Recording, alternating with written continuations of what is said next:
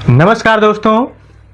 और इस समय जो सेंसस 2027 का कार्य चल रहा है और उत्तर प्रदेश में मकान सूचीकरण का कार्य 22 मई 2026 से होना है।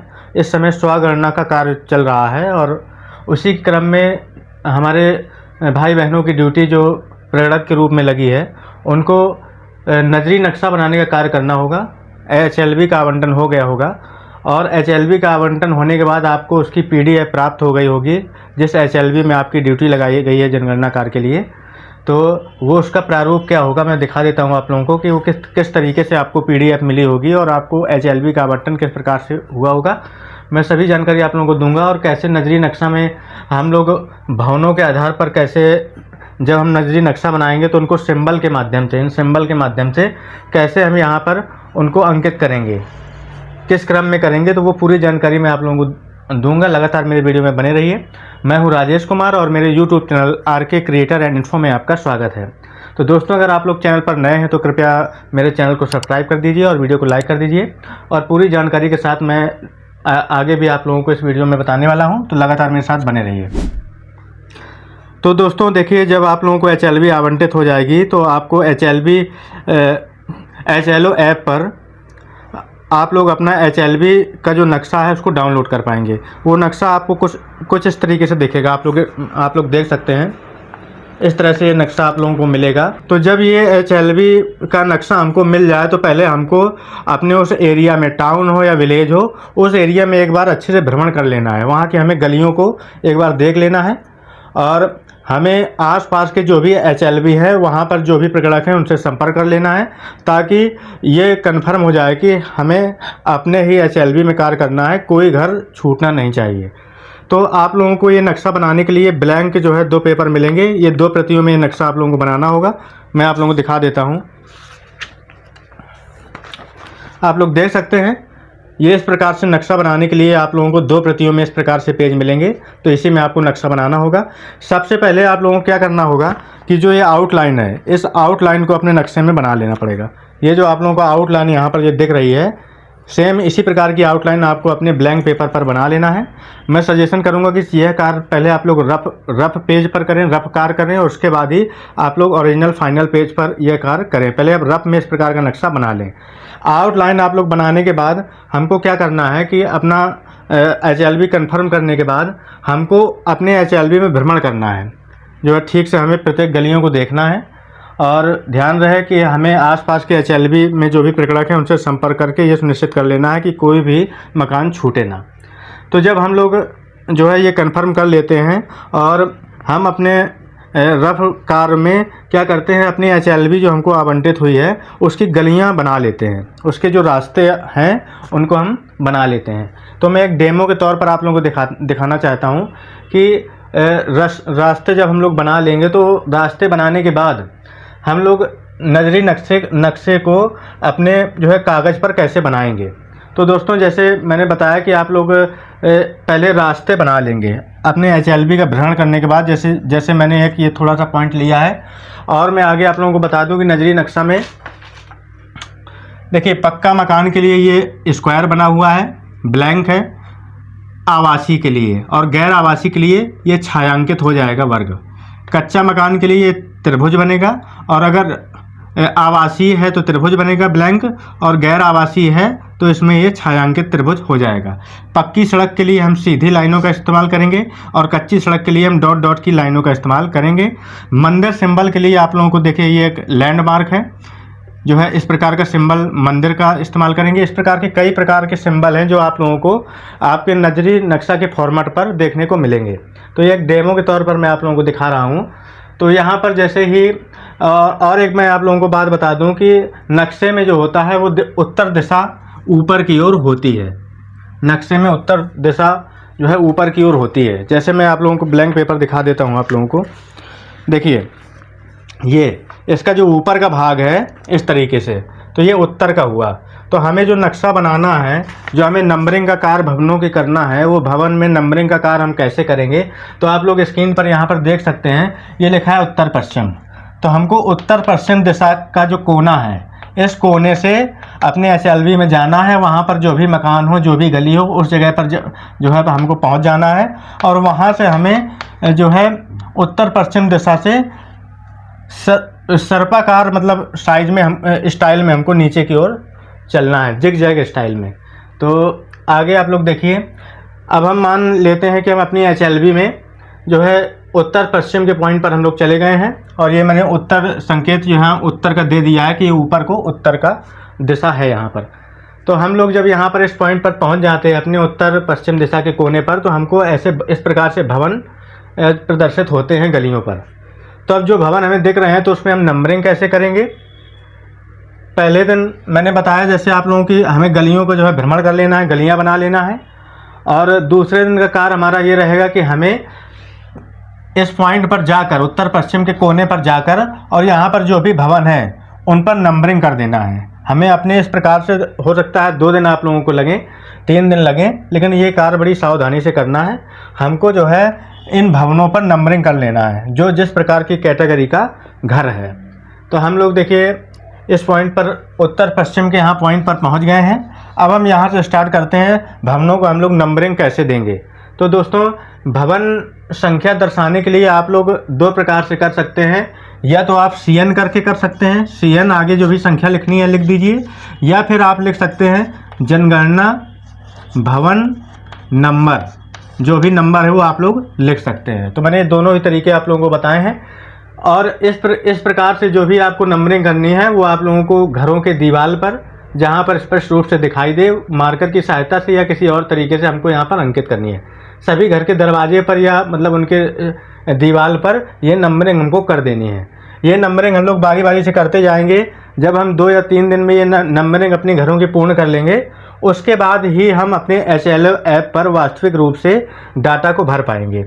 तो हम लोग जब इस घरों में नंबरिंग कर लेते हैं और नंबरिंग करने के बाद हम उसका जो नजरी नक्शा है वो इन संकेतों के माध्यम से नजरी नक्शा बनाते हैं। तो मैंने ये जो प्रारूप दिखाया है वो उस एक टाउन का जो है प्रारूप दिखाया है कि जब हम उत्तर पश्चिम दिशा में यहाँ पर गए हैं तो यहाँ पर घरों का क्रम किस प्रकार से है।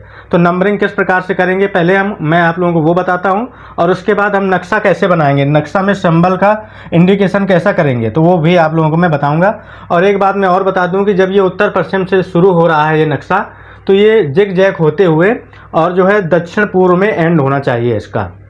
तो आप लोग इस बात का ध्यान रखिएगा कि बहुत जो है लापरवाही नहीं हो आप लोगों से कि कोई गलत नंबरिंग हो जाए, गलत दिशा में हम लोग चले जाएं। ऐसा नहीं जाना है कि हम इस मकान से इसमें आए, फिर इसमें आए, फिर इसमें, ऐसा नहीं। हमको सीरियल से ऐसे चलना है, फिर यहीं से घूम जाना है और नंबरिंग देते हुए ऐसे आना है। तो इसी जो है क्रम का पालन हमें अपने पूरे नक्शे में HLV में करना होगा। एक डेमो मात्र है जो मैं आप लोगों को दिखाना चाहता हूँ। तो अब मैं बताता हूँ कि जब हम यहाँ पहले घर पर पहुँचते हैं तो यहाँ पर देखिए ये कच्चा भवन है, आप लोग देख सकते हैं। तो कच्चा भवन चूँकि ये आवासीय भवन है तो हमें सिंपल जो है ट्रायंगल हम इसको दे सकते हैं। तो पहले मैं भवनों की जो है यहाँ पर नंबरिंग कर देता हूँ। दोस्तों मैं एक बात और आप लोगों को बताना चाहता हूँ कि भवन और मकान में क्या अंतर होता है। भवन जो होता है, भवन एक ऐसी जो है एकल आकृति होती है जिसके अंदर एक से अधिक मकान एक स्वतंत्र इकाई के रूप में हो सकते हैं। अर्थात भवन के अंदर आपको एक से अधिक परिवार अलग अलग जो है मकानों में रहते मिल सकते हैं। तो आप लोगों को स्थिति स्पष्ट हो गई होगी। तो यहाँ पर आप लोग देख सकते हैं एक घर बना हुआ है और यहाँ पर सिर्फ एक परिवार रहता है। तो मैंने आप लोगों को बताया कि आप CN करके कर सकते हैं यहाँ नंबरिंग, या फिर जनगणना भवन नंबर शॉर्ट में लिख के और नंबरिंग कर सकते हैं। नंबरिंग कैसे करेंगे आप लोग मेरे साथ देखते रहिए। ये पहले मकान पर हम लोग पहुँचे हैं और यहाँ पर इसका हम जो है दीवार में यहाँ पर लिख देंगे CN1, इसको नंबरिंग दे देंगे। और आपको HLO ऐप में भी सिर्फ क्या होगा, वहाँ आप लोग चाहें तो CN1 लिख सकते हैं, लेकिन जब HLO ऐप में आप भवन संख्या लिखेंगे तो सिर्फ 1 लिखेंगे, जो आपकी जो है कार्य करने में आसानी रहेगी ऐसा करने से। तो हम लोग पहले मकान पर गए तो हमने CN1 लिख लिया। और अब देखिए इसमें एक ही परिवार रहता है, इसलिए यहाँ पर हमें कोष्टक में कोई भी संख्या दर्ज नहीं करनी है। एक ही भवन है और एक ही परिवार यहाँ रहता है, हमने CN1 इसके दीवार पर अंकित कर दिया। अब हम दूसरे घर पर पहुँचे, यहाँ देख सकते हैं कि ये पक्का मकान है, ये पक्का मकान है और इसमें भी सिर्फ एक परिवार निवास करता है, तो हम यहाँ पर देते हैं CN2। दोनों ही चीज़ें आप लोगों को समझ में आ गई होंगी। अब हम यहाँ पर तीसरे मकान पर चलते हैं। देखिए तीसरे मकान में आप लोग आकृति से समझ में आ रहा होगा कि इसमें डबल स्टोरी मकान है, ये एक नीचे है एक ऊपर है। मान लीजिए कि ये भवन नंबर 3 है, देखिए CN3। अब अगर इसमें 2 मकान हैं, इसके अंदर मतलब 2 परिवार रहते हैं, एक नीचे एक ऊपर, तो इसका मतलब इस भवन में 2 मकान हो गए। तो यहाँ पर हमको जो इसके कोष्टक में 2 लिख देना पड़ेगा। जो ये चीज़ आप लिखेंगे इसकी दीवार पर या दरवाजे पर यहाँ लिख देंगे CN3 कोष्टक में 2, मतलब इसमें 2 जनगणना मकान हैं। अब आगे चलेंगे, अब अगला घर देख लीजिए। ये ऊपर नीचे करके 2 घर थे, अब यहाँ पर देखिए इसको भी हम इस वाले को दे देंगे। चौथे नंबर का भवन है CN4। लेकिन अभी आप लोग देख लीजिए कि यहाँ पर अगर वहाँ पर 2 भाई रहते हैं, एक उसका मकान ये है एक ये है, मतलब भवन नंबर तो 4 हुआ ये, लेकिन इसमें 2 परिवार रहते हैं, तो हमको यहाँ पर कोष्टक में 2 दर्ज करना पड़ेगा। ये हमको दीवार में या दरवाजे पर कहीं पर मार्कर की सहायता से इसको लिखना पड़ेगा। उसके बाद आगे देखिए, यहाँ पर एक ये दुकान है, मैं आप लोगों को बता दूँ, ये दुकान है और ये एक गैर आवासीय है, पक्का जो है बना हुआ है, ये दुकान है। तो अगर बीच में आपको जो है जनगणना कार्य करते समय नंबरिंग देते समय दुकान आती है, तो हमें दुकान में भी भवन संख्या डालनी पड़ेगी। भले ही इसका उपयोग हम गैर आवासीय रूप में करेंगे, तो आगे मैं यहाँ पर उसको कैसे दर्शाएंगे मैं दिखाऊंगा, लेकिन हमें दुकान में भी भवन संख्या डालनी पड़ेगी। तो हम CN4 तक आ गए हैं, अब हम इसको देते हैं CN5। हमने इसको CN5 दे दिया है। उसके बाद देखिए कुछ मैं आप लोगों को लैंडमार्क के बारे में बताना चाहता हूँ। जैसे ये नल है, अगर यहाँ पर देखिए हम जब भ्रमण में गए, हम नंबरिंग डाल रहे थे, तो वहाँ पर हमें नल मिला, तो हमें यहाँ पर इसको नल जो है हमने यहाँ पर दर्ज कर दिया है। असली बात तो ये है कि हमें जब अपनी रास्ताएं ये बनानी होंगी, तो उसी समय हमको जो लैंडमार्क आएंगे तो वो हमको जो है वहाँ पर प्रदर्शित कर लेना पड़ेगा। तो मैं आप लोगों को बता दूं कि यहाँ पर एक हैंड पंप है, तो हमने हैंड पंप यहाँ पर बनाना पड़ेगा, इसका संकेत ये है। उसके बाद देखिए क्या करना है, उसके बाद हमारा HLB यहाँ से ख़त्म हो जाता है और अब हमको क्या करना है, इस लाइन के बाद यहाँ किसी दूसरे का HLB होगा, तो हमें क्या करना है, यहीं से मोड़ लेना है और यहाँ से मोड़ने के बाद हमको एक यहाँ से तीर निशान ऐसे लगा देना है। आप लोग देख सकते हैं तीर का निशान हमको यहाँ से लगा देना है, कि मतलब हमको अब ऐसा नहीं करना कि यहाँ 5 खत्म हुआ तो अब यहाँ से हम 6 से शुरू करेंगे, बल्कि हम यहीं से राउंड ले लेंगे और यहाँ से चलना शुरू कर देंगे। अब यहाँ देख सकते हैं ये कि कुआं का जो है लैंडमार्क है, ये कुआं का चिन्ह है, यहाँ पर एक कुआं है तो मैंने यहाँ कुआं बना दिया है। उसके बाद एक मंदिर पड़ता है, तो मैंने मंदिर का सिंबल बना दिया है। और एक बात मैं आप लोगों को बता दूँ कि मंदिर को भी हमें भवन संख्या देनी पड़ेगी, तो यहाँ पर हम लोग CN5 जो है दे चुके हैं और यहाँ पेड़ और कुएं में हमको कोई भवन संख्या नहीं देनी है। तो ये देखिए यहाँ पर मंदिर को हम देंगे CN6 और आगे हम जो है ये भी एक गैर आवासीय होगा। जब हम लोग यहाँ प्रदर्शित करेंगे तो मैं बताऊंगा उस बारे में। ये भी गैर आवासीय एक बिल्डिंग होगी जो मंदिर है, इसको हमने CN6 दे दिया है। अब अगले मकान पर हम लोग आते हैं। यहाँ पर इसको हम क्रमांक देंगे CN7। लेकिन आप लोग देख सकते हैं कि इसमें 3 मकान है, भवन तो एक है, भवन तो एक ही है, लेकिन इसमें मकान है 3। तो भवन नंबर हुआ 7 और इसको कोष्टक में हमें लिखना पड़ेगा 3, मतलब यहाँ पर 3 अलग अलग परिवार इस बिल्डिंग पे, इस भवन पर रहते हैं।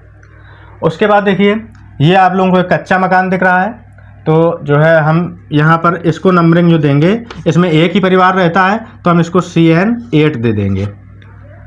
और आगे आप लोग को मैं बता दूं कि जो ये बिल्डिंग आई है इसमें दुकान भी है और यहाँ से देखिए गैलरी गई है अंदर के लिए, और अंदर एक आवास भी है। ये कंडीशन आप लोग बन रही है। तो यहाँ पर देखिए दुकान कोई दूसरा व्यक्ति लिए है और वो एक गैर आवासीय पर्पज से यूज हो रहा है, और अलग से ये गैलरी गई है। यहाँ पर अंदर मकान मालिक का आवास है यहाँ पर। तो इस तरीके से हमको यहाँ पर भवन तो एक रहेगा, मतलब CN हम देंगे इसको 9, CN 9, लेकिन इसको हमें यहाँ पर मकान 2 दिखाने पड़ेंगे। एक आवासीय दिखाना पड़ेगा और एक गैर आवासीय मतलब दुकान दिखानी पड़ेगी। उसके बाद हम लोग यहाँ से देखिए ये तीर हमने लगा दिया था, अब हम लोग यहाँ पर आ गए हैं। अब जब यहाँ से हम जो है इस दिशा में आते हैं तो हमें ये मकान मिलता है, इसको हम दे देंगे, ये सिंगल मकान है, पक्का मकान है, तो हम इसको संख्या देंगे CN 10। एक ही परिवार इसमें रहता है तो हमें कोष्टक में कुछ भी लिखने की ज़रूरत नहीं है। कुछ करो। तो दोस्तों मैंने आप लोगों को जो है बता दिया है कि जब हम लोग जो है गलियों में यहाँ उत्तर पश्चिम दिशा के पॉइंट से हम लोग यहाँ पर भवनों में नंबरिंग कैसे करेंगे। अब नंबरिंग हमने कर ली है। नंबरिंग करने के बाद हमको जो है नक्शा बनाना है इन सिंबल को देखते हुए। तो अब मैं बता देता हूँ आप लोगों को कि नक्शा हम लोग कैसे बनाएंगे। तो नक्शे में देखिए स्टार्ट पॉइंट यही रहेगा, उत्तर पश्चिम का स्टार्ट पॉइंट ये रहेगा। पहला आप लोग मकान देख सकते हैं यहाँ पर, ये है CN 1, कच्चा मकान है। कच्चा मकान है और आवासीय है। देखिए कच्चा मकान आवासीय मतलब एक हम ट्रायंगल यहाँ पर बना देंगे इस तरीके से। त्रिभुज हमने यहाँ बना दिया है और इसको हम संख्या दे देते हैं 1।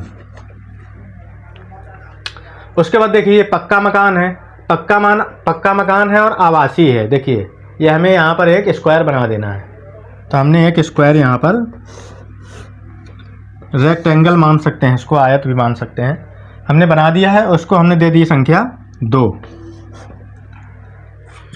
तीसरा मकान आप लोग देख सकते हैं डबल स्टोरी मकान है और इसको हमें संख्या देनी होगी। देखिए ये पक्का मकान है तो भवन हमने बनाया इस तरीके से और इसको हमने लिख दिया यहाँ 3 लिखा हमने और यहाँ पर लिख दिया 2 बाहर कोष्टक में। मतलब ये भवन संख्या 3 में 2 मकान हैं, 2 परिवार रहते हैं। तो हम लोगों को इसी तरीके से प्रदर्शित करना होगा। अगले मकान पर हम लोग चलते हैं। ये भी 2 परिवारों का मकान है, तो हमने जो है एक यहाँ स्क्वायर बना दिया है और यहाँ पर हमने लिखा 4 और यहाँ पर 2 मकान हैं अंदर, तो कोष्टक में यहाँ पर ऊपर लिख दिया 2। अब हम आगे चलते हैं। यहाँ पर एक ये दुकान है और ये पक्की दुकान है, पक्की बनी हुई है, तो हम भी इसको स्क्वायर देते हैं और इसका जो क्रमांक था 5 वो हम इसको 5 दे देते हैं। लेकिन ध्यान रहे कि दुकान गैर आवासीय है, दुकान गैर आवासीय है, तो गैर आवासीय के लिए हमें देखिए यहाँ पर छायांकित करना पड़ेगा। तो मतलब कि हम इसको इस तरीके से छायांकित करेंगे। गैर आवासीय के लिए हमको इसी तरीके से छायांकित करना पड़ेगा। तो 5 तक मैंने आप लोगों को क्रमांक करके दिखा दिया है। उसके बाद जैसा नल है तो हमें नल यहाँ बनाना पड़ेगा।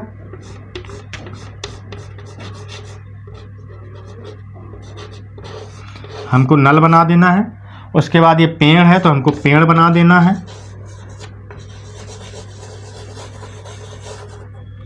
ये पेड़ बना देना है। उसके बाद कुआं है तो हमको ये कुआं बना देना है। उसके बाद देखिए मंदिर है और हम यहाँ इसको मंदिर ही बनाएंगे और भवन संख्या भी देंगे। तो हम जैसा मंदिर है मंदिर ही बना देंगे। यहाँ पर मंदिर का सिंबल हम लोगों को बनाना पड़ेगा। और यहाँ पर इसी में अभी हम 5 तक आ गए थे, इसको जो है हमें देना है नंबर 6। उसके बाद आप लोग देखिए मंदिर के बाद हमारा ये मकान है। यहाँ पर देखिए 3 परिवार रहते हैं, मतलब भवन नंबर 7 है और 3 परिवार रहते हैं। तो हम इसको कैसे करेंगे आप लोग देख लीजिए। ये हमने संख्या इसकी यहाँ अंदर लिखी 7 और इसमें 3 जनगणना मकान है, तो यहाँ पर हमने लिखा 3। और आगे देखिए ये आप लोगों को कच्चा मकान दिख रहा है, कच्चा मकान दिख रहा है, तो ये आवासीय है, तो एक ट्रायंगल हमको बनाना होगा। हमने एक त्रिभुज यहाँ पर बना दिया है, त्रिभुज बना दिया, उसको संख्या दे दी है 8। अब देखिए ये इसमें मैंने आप लोगों को बताया था कि एक दुकान है और साइड से गैलरी गई है, पीछे जो है आवास है, तो हमको यहाँ पर आवास ही दिखाना पड़ेगा और इसमें हमें 2 जनगणना मकान दिखाने पड़ेंगे। तो यहाँ पर देखिए ये पक्का है, तो हम इसके लिए वर्ग बना देते हैं और इसमें संख्या लिखते हैं। भवन संख्या ये हमारी CN9 है और यहाँ नीचे लिख देते हैं 2। इसमें 2 जनगणना मकान हैं। आगे देखिए ये एक पक्का मकान है, एक ये पक्का मकान है, तो हम यहाँ पर एक स्क्वायर बना देते हैं। और इसके बाद ये CN10 है, तो हम इसको जो है दे देंगे संख्या 10। तो इसी प्रकार से दोस्तों जो है ये चलता रहेगा। हो सकता है कि आगे आप लोगों को जो है रास्ता एक नई गई हो और फिर से मकान हो यहाँ पर, तो आपको यहाँ से आने के बाद फिर इस रास्ते में जाना है और फिर वापस उसी रास्ते से इसी तरीके से घूम के हमें इस रास्ते से आगे से वापस आना पड़ेगा। तो इसी तरीके से जिग जैग माध्यम से हम लोग इस प्रकार की नंबरिंग कर पाएंगे। तो मैंने आप लोगों को बताया कि कैसे हमें जनगणना मकान के भवनों में हमको नंबरिंग करनी है और उसके बाद नजरी नक्शा में हमको किस प्रकार से सिंबल के माध्यम से इसको दिखाना है। पुश करो। तो दोस्तों मैंने आप लोगों को बता दिया है कि हमें किस प्रकार से जो है भवनों में नंबरिंग करनी है और किस प्रकार से नजरी नक्शा बनाना है।